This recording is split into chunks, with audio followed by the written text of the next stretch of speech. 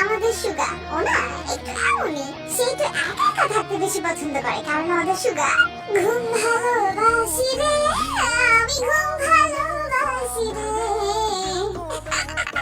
কিন্তু বস, দুষ্টামি করলে তাকে থামাইতে তার মতো দুষ্ট আর একটা খুঁজে পাওয়া যাবে না, আমি শিওর।